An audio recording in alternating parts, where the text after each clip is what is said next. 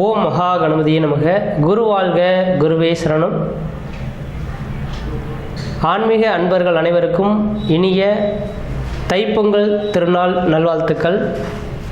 நம்ம இந்த வீடியோ மூலியமாக 2024ஆம் ஆண்டிற்கான தை மாத ராசி பலன்களை பார்க்க இருக்கிறோம்.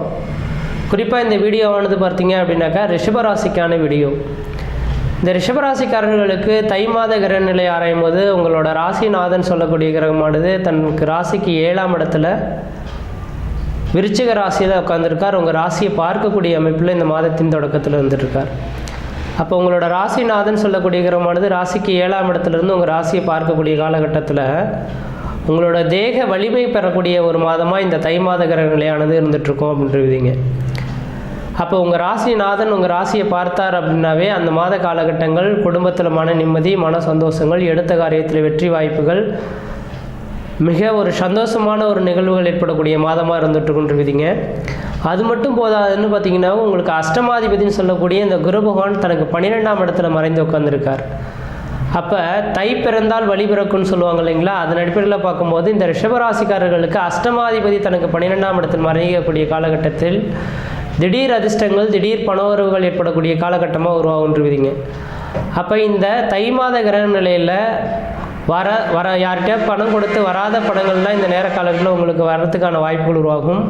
பொருளாதார அபிவிருத்திகள் பெறக்கூடிய காலகட்டம் உருவாகும். தொழில் வளர்ச்சிகள், தொழில் மூலியமாக லாபங்கள், திடீர் அதிர்ஷ்டங்கள், திடீர் பணவரவுகள் ஏற்படக்கூடிய மாதமாக இந்த தை மாத கிரக நிலையானது இருந்துகிட்ருக்குங்க.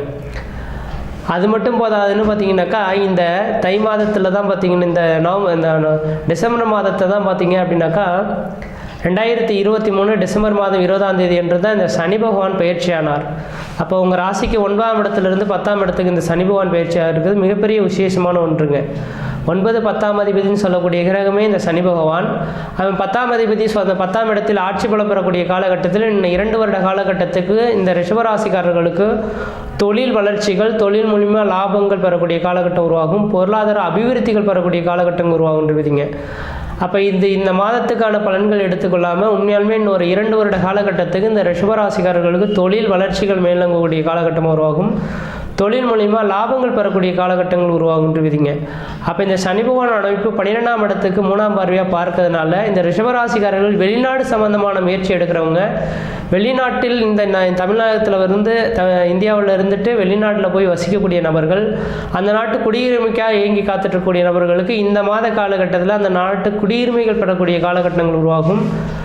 அந்த நாட்டில் பார்த்திங்கன்னா உங்களுக்குன்ற ஒரு மதிப்பு, மரியாதை, கௌரவம், அந்தஸ்து, புகழ் உருவாகக்கூடிய காலகட்டங்கள் உருவாகுன்றீங்க. அப்போ தொழில் ஸ்தானாதிபதினு சொல்லக்கூடிய கிரகம் 12ஆம் இடத்தை பார்க்கறனால அந்நிய தேசம், அந்நிய பயணம், அயல் நாடுகளுக்கு செல்லக்கூடிய காலகட்டங்கள் இந்த ரிஷபராசிக்காரர்களுக்கு இந்த தை மாத கிரக நிலையில் இருந்துட்டு இருக்கிறத பார்க்க முடியுதுங்க. அது மட்டும் போதாதுன்னு உங்கள் ராசிக்கு 11ஆம் இடத்துல ராகு பகவானும் 5ஆம் இடத்தில் கேது பகவானும் விட்டுருக்கிறார். மேடம் எருதுகண்ணி நன்று சுறா 5 இடத்தில் கருணாகும் ஜாதகர் பொன்மத்தில் தெயில்வார் அப்படின்றது எழுதப்பட்ட விதிங்க. அப்போ மீனத்தில் ராகு இருந்து ராகுக்கு 2 பக்கமும் கிரகங்கள் இருக்கும் பட்சத்தில் அந்த ஜாதகர் பொன்மத்தில் தெயிலக்கூடிய அளவுகளுக்கு யோகம் நிறைந்த ஜாதகம், அதுக்கு தோஷங்கள் சொல்ல வேண்டாம் அப்படின்றது எழுதப்பட்டுள்ளதுங்க.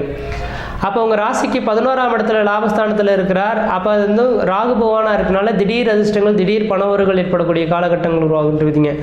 சார் எனக்கு திடீர் அதிர்ஷ்டம், திடீர் பணவரவுகள்லாம் ஒன்றும் தேவையில்லை சார், நிரந்தரமான உத்தியோகம் கிடைச்சா போதுமானது.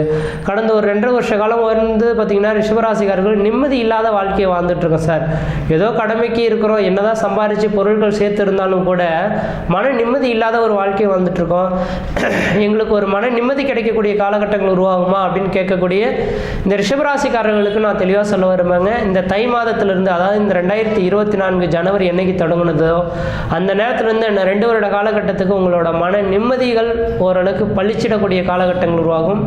மன தெளிவு ஏற்படக்கூடிய காலகட்டங்கள் உருவாகுன்றீங்க. அப்போ இந்த ரிஷபராசிக்காரர்கள் துவண்டு போக வேண்டிய அவசியம் கிடையாது. ராகு பகவான் வலுவாக இருக்கார், சனி பகவான் வலுவாக இருந்துட்டு இருக்கார்.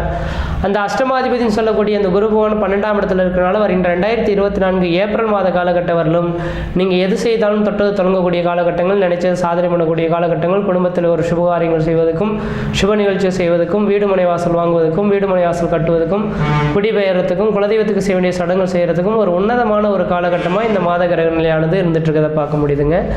அதே போல் 5ஆம் இடத்தில் கேது பகவான் வீட்டிருக்கிறார். இன்னும் 1.5 வருட காலகட்டத்துக்கு 5ஆம் இடத்தில் கன்னி வீட்டில் தான் கேது பகவான் இருக்க போகிறார். 5ல் கேது இருக்கிறது யோகம் தானா அப்படின்னாக்கா கண்டிப்பாக யோகம் இல்லை. காரணம் என்ன? 5ஆம் இடம் பூர்வ புண்ணியஸ்தானம் புத்திரஸ்தானம் சொல்லக்கூடிய இடங்க. 5ஆம் இடத்தில் கேது இருக்கிறனால இந்த நேர காலங்களில் தந்தை வழி சொத்து சுகங்களை பிரிக்கிறதோ பங்காளி உறவுகளில் ஏதாவது சண்டை சச்சரவு போடுறதோ கண்டிப்பாக கூடவே கூடாது. அதே போல் பார்த்திங்கன்னா குழந்தைகள், உங்களோட ரிஷபராசிக்காரர்களோட குழந்தைகளுக்கு பார்த்திங்கன்னா அவ்வப்போது உடல் பாதிப்புகள் வரலாம், மருத்துவ செலவுகள் கூடக்கூடிய காலகட்டங்கள் உருவாகலாம், நோய் தொந்தரவுகள் அதிகரிக்கிறதுக்கான வாய்ப்புகளும் இருக்கிறத பார்க்க முடியுதுங்க.